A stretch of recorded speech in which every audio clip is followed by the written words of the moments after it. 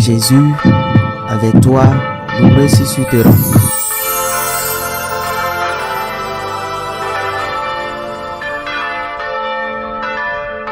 Le Seigneur soit avec vous. Et avec votre esprit. Évangile de Jésus-Christ selon Saint Jean. Gloire à toi, Seigneur.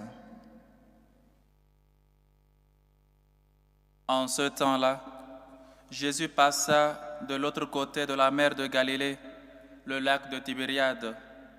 Une grande foule le suivait parce qu'elle avait vu les signes qu'il accomplissait sur les malades.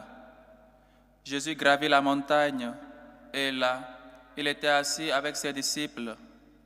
Or, la Pâque, la fête des Juifs, était proche. Jésus leva les yeux et vit qu'une foule nombreuse venait à lui. Il dit à Philippe, « Où pourrions-nous acheter du pain pour qu'il ait à manger ?» Il disait cela pour le mettre à l'épreuve, car il savait bien, lui, ce qu'il allait faire. Philippe lui répondit, « Le salaire de 200 journées ne suffirait pas pour que chacun reçoive un peu de pain. » Un de ses disciples, André, le frère de Simon-Pierre, lui dit, « Il y a là un jeune garçon qui a 5 pains d'orge et 2 poissons. Mais qu'est-ce que cela pour tant de monde ?» Jésus dit, « Faites asseoir les gens. » Il y avait beaucoup d'herbe à cet endroit. Ils s'assirent donc au nombre d'environ 5000 hommes. Alors Jésus prit les pains et après avoir rendu grâce, il les distribua aux convives. Il leur donna aussi du poisson, autant qu'ils en voulaient. Quand ils eurent mangé à leur faim, il dit à ses disciples, « Rassemblez les morceaux en surplus, pour que rien ne se perde. » Ils les rassemblèrent et ils remplirent 12 paniers avec les morceaux des 5 pains d'orge. Restait en surplus pour ceux qui prenaient cette nourriture. À la vue du signe que Jésus avait accompli, les gens disaient, « C'est vraiment lui le prophète annoncé, celui qui vient dans le monde. » Mais Jésus savait qu'il allait venir l'enlever pour faire de lui leur roi. Alors, de nouveau, il se retira dans la montagne, lui seul.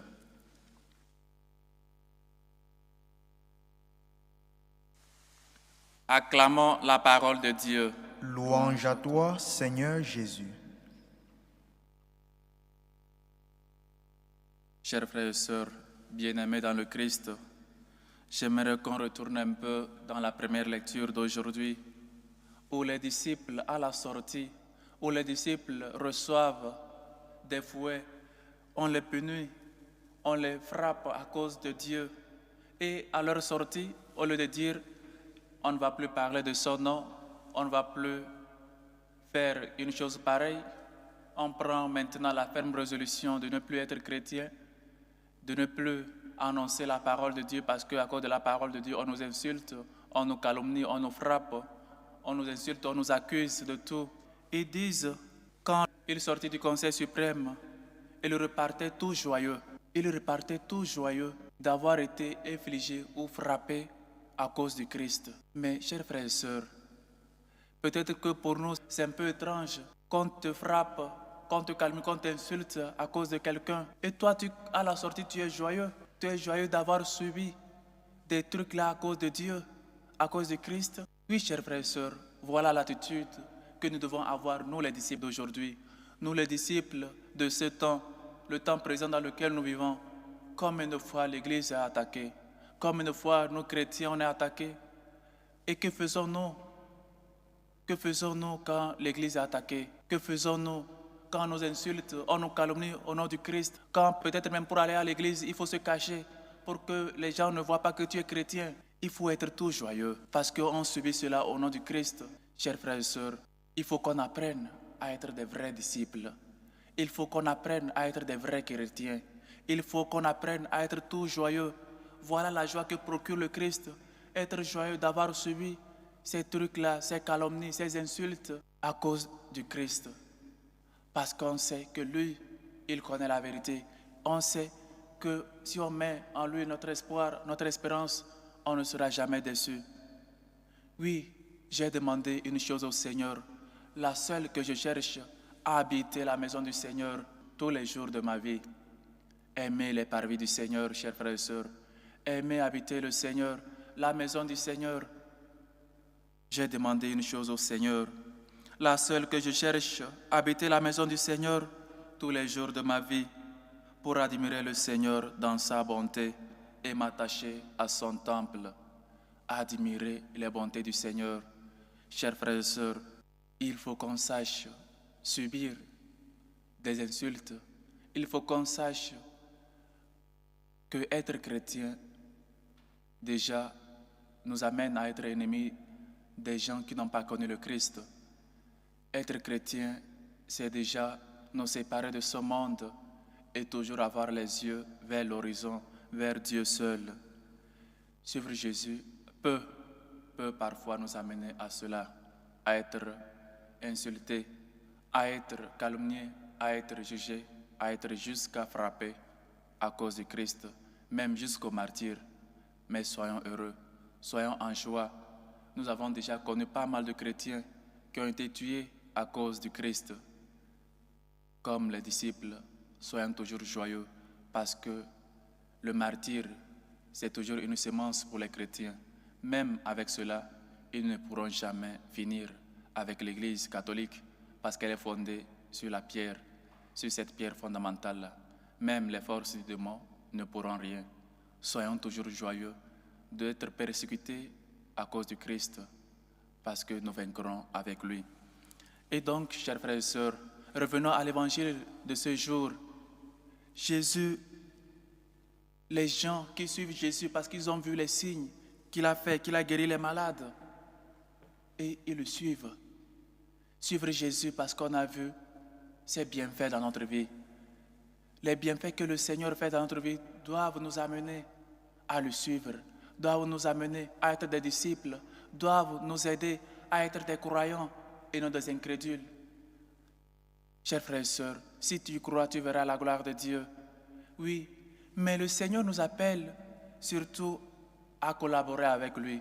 Il demande à Philippe, comment donc pourrions-nous acheter du pain pour qu'il ait à manger? Il dit à Philippe qu'il a compassion de cette foule qui a passé tout peut-être son temps avec lui. Dieu ne nous nourrit pas simplement. Quand on vient à l'église, il y a ce qu'on appelle la lecture. Il y a les lectures, il y a l'évangile. Et après, il y a l'Eucharistie. Voilà ce que fait le Seigneur. Après les avoir enseigné la parole de Dieu, il ne veut pas qu'ils partent affamés. Il veut qu'ils aient la force, cette force nécessaire pour continuer le chemin. Et voilà l'Eucharistie, le pain et les 2 poissons que l'enfant qui avait cela.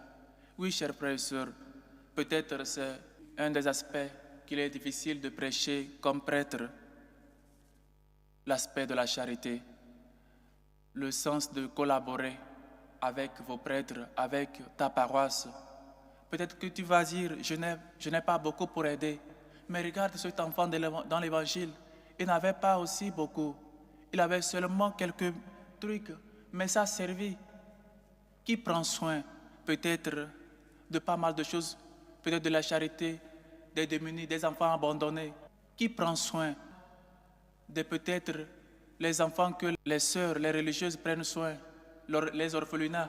Et le pape a visité l'orphelinat au Cameroun. Qui prend soin de ces orphelinats-là? C'est l'Église catholique. Où l'Église catholique va sortir l'argent? Du gouvernement? Non. Ça vient des chrétiens, de la contribution des uns et des autres. Oui, chers frères et sœurs, voilà ce que le Seigneur nous appelle à collaborer tous.